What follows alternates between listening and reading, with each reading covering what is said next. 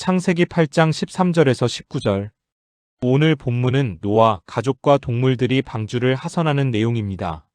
하나님의 공의로운 심판으로 주어진 대홍수로부터 구원받은 노아 일가족과 구별된 짐승들이 1년여간의 지루한 방주 생활을 청산하고 방주에서 나오는 장면을 묘사하고 있는 것입니다.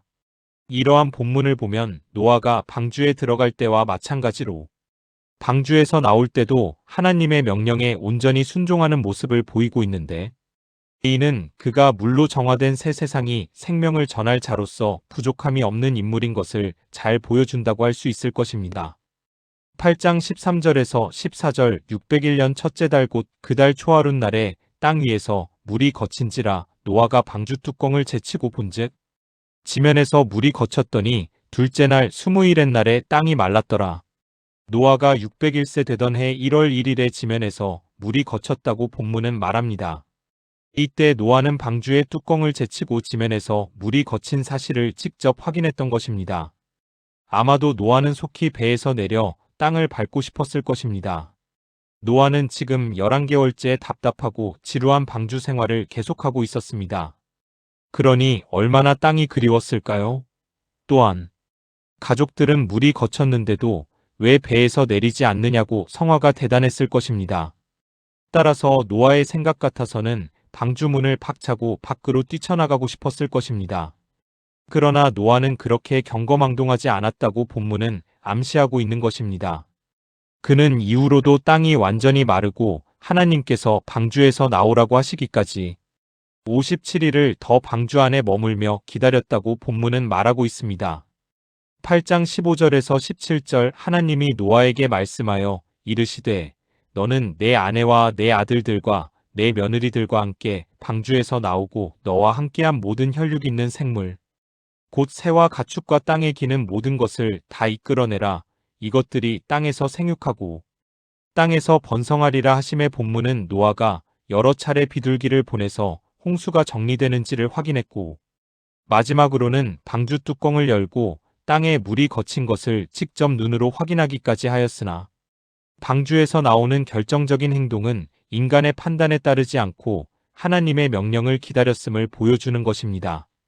이는 노아가 방주에 들어갈 때도 하나님의 명령에 따른 것처럼 7장 5절에서 7절 나올 때도 하나님의 명령이 있어야 한다는 하나님 중심의 신앙을 가지고 있음을 본문은 밝히고 있는 것입니다. 이처럼 노아는 홍수 있기 여러 해 전에 방주를 만들라는 명령을 그대로 순종했고 홍수 때 직접 방주로 들어가라는 명령을 받고 이를 순종했으며 이제 물이 거치자 방주에서 나오라는 명령의 믿음으로 순종하고 있는 것입니다. 하나님의 명령이 때로 인간의 판단으로 볼 때 이해되지 않는 것도 있고 무리인 것처럼 보일 때도 있을 수 있었을 것입니다. 노아 입장에서도 홍수가 나기 전 120년간 방주를 만들고 구별된 짐승들을 방주 안으로 데리고 오라는 하나님의 말씀은 도무지 이해되지 않은 말씀이었을 것입니다. 그러나 노아는 하나님의 말씀에 순종했고 방주에서 가족들과 혈육 있는 모든 생물을 데리고 내리라는 말씀에도 순종하고 있음을 본문은 말하고 있는 것입니다. 또한 본문에서 하나님은 방주에서 나온 짐승들이 암수한 쌍에 지나지 않았지만 장차 온 땅에 가득하여질 것이라고 말씀하십니다. 당시 방주 밖은 홍수 심판으로 인하여 모든 짐승이 멸절된 상태였습니다. 이와 같은 상황 가운데 주어진 하나님의 이러한 약속의 말씀은 하나님께서 사랑하는 자를 축복하시되 죽음 가운데서도 생명을 주시며 미약한 가운데서도 창대케 하시는 풍성한 축복을 베풀어 주실 것을 암시하는 것입니다. 그러므로 본문은 독자들에게 이런 하나님만 바라보고 철저히 순종하라고 권면하고 있는 것입니다. 8장 18절에서 19절 노아가 그 아들들과 그의 아내와 그 며느리들과 함께 나왔고 땅 위의 동물 곧 모든 짐승과 모든 기는 것과 모든 새도 그 종류대로 방주에서 나왔더라. 15절에서는 하나님께서 직접 명령하신 대상이 노아였음을 밝히고 있었습니다.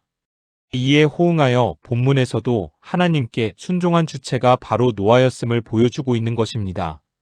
또한 본문에서 함께 나왔고 란 뜻은 노아가 하나님의 명령을 순종함에 있어 그 혼자만 순종한 것이 아니라 그와 같이 있었던 모든 가족이 함께 하나님 말씀에 따랐음을 보여주고 있는 것입니다. 이처럼 신앙이 돈독한 자는 자신이 받은 하나님의 말씀을 철저히 지킬 뿐만 아니라 주위에 있는 사람들에게도 전하며 그들로 하여금 말씀에 순종하게 만드는 능력을 가지고 있는 것을 알 수 있습니다. 그리고 본문에서는 방주에 탄 모든 동물이 단 하나의 손상됨도 없이 각기 특성이 같은 동일한 종류대로 질서정연하게 방주에서 나와서 새 세상에서 새로운 삶을 시작하고 있음을 보여주고 있습니다. 일개 미물에 불과한 동물들이 방주에 들어갈 때도 그 종류대로 질서 있게 들어가고 7장 9절 나올 때도 그 종류대로 질서 있게 나온 것을 알 수 있습니다. 이는 하나님께서 역사하셨기에 가능한 일이었을 것입니다. 만일 하나님의 간섭하심이 없었다면 동물들이 방주에 들어가거나 나올 때 서로 먼저 들어가거나 나오려고 함으로써 노아 방주 주변은 무질서로 인해 대혼란을 겪을 것입니다. 그러나 하나님은 그들을 위해 강권적으로 역사하시어 동물들로 하여금 질서 있게 행동하도록 하셨던 것입니다. 이처럼 하나님은 질서의 하나님이시라고 본문은 암시하고 있는 것입니다. 하나님은 이 세상을 창조하실 때에도 순서에 따라 질서 있게 창조하셨다고 성경은 말하고 있습니다. 그러므로 이러한 질서의 하나님에 의해 지음받고 또한 그에게 부름받아 하나님의 백성이 된 성도들은 매사에 질서 있게 행해야 할 것입니다. 한낱 미물에 불과한 동물들도 하나님께서 역사하실 때는 질서를 지켰습니다. 하물며 하나님의 뜻과 사물을 판단하는 능력을 갖고 있을 뿐만 아니라 질서의 하나님으로부터 부름과 은혜를 입은 우리가 매사에 질서 있게 행동해야 하는 것은 너무나 당연한 일일 것입니다. 바울도 이에 대해 고린도전서 14장 33절에서 이렇게 말했습니다.